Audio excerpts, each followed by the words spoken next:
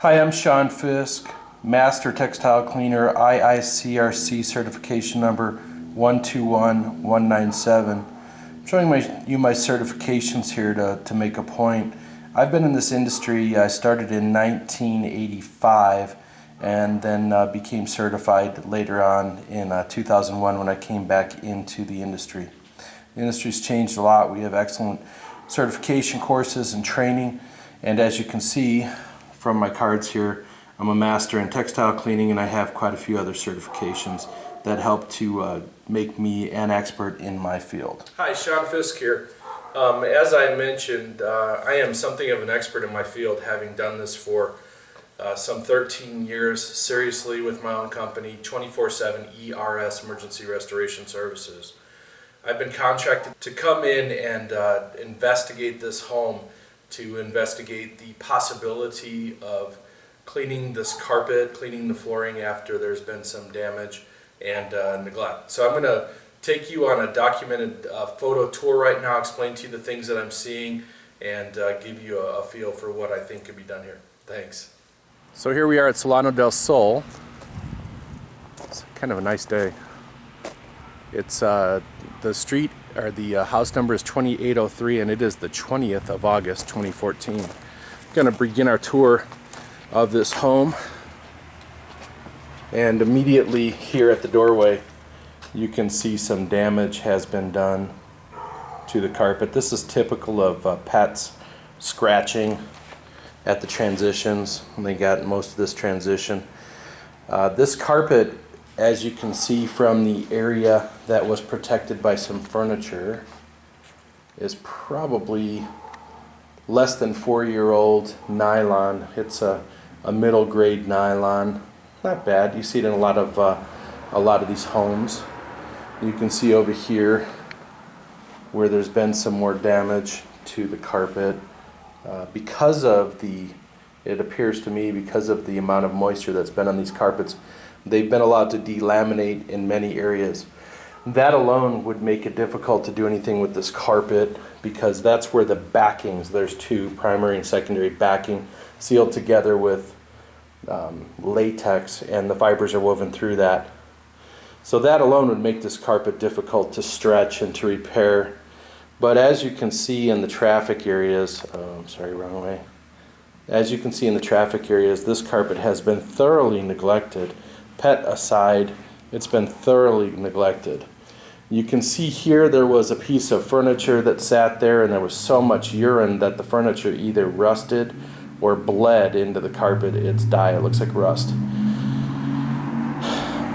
Okay, this is the front room, and I'm going down the hallway. You can see the yellow from the urine, you can see the traffic from the neglect. In every place I can get down here, and I can find a thick coating of dust that shows that it hasn't been cared for in the time that it was rented, I'm guessing. Okay, now I'm going to go into the east bedroom. In the east bedroom, this probably is the best bedroom.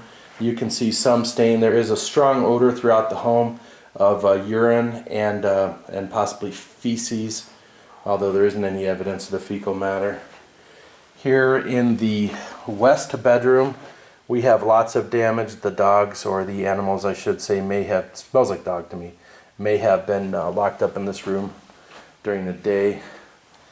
And you can see lots of evidence of urine throughout this. The unusual thing to me, I've seen a lot of urine, I've dealt with a lot of urine, is that most of the time the animals will pick a spot in a room. And here it doesn't seem like they were very choosy. It seems like they were willing to go all over, and that may be indicative of multiple pets. Okay, once again we see the neglect in the carpet being worn out, and you can see here all the urine. You can see the staining from the moisture on the furniture.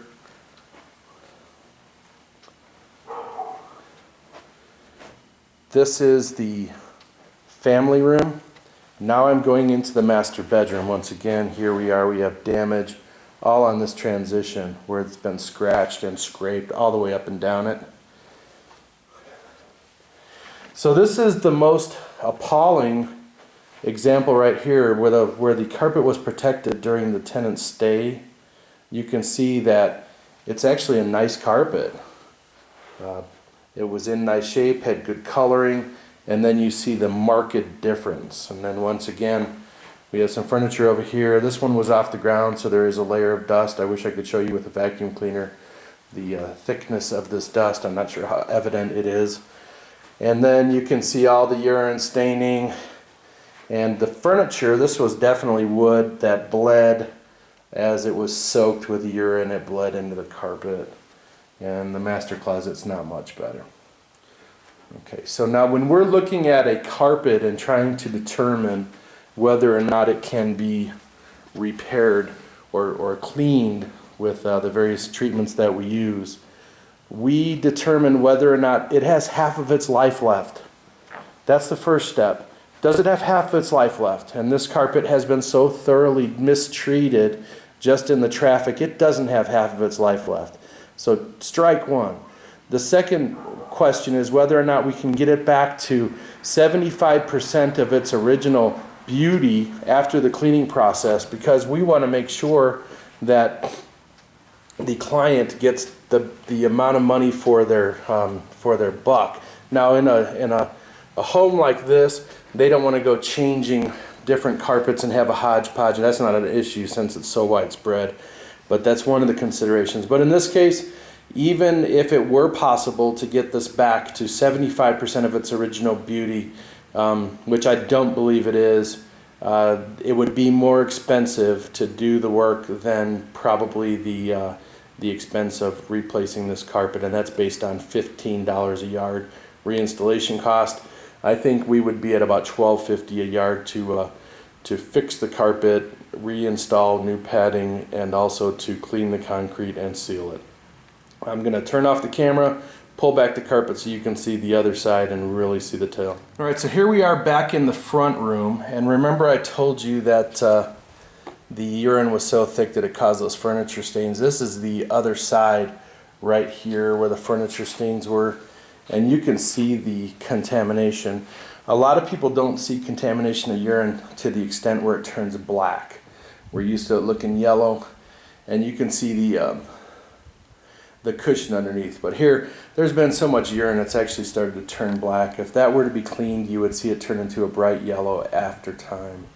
That's just the thickness of the deposit. Down the hallway, heading into the east bedroom.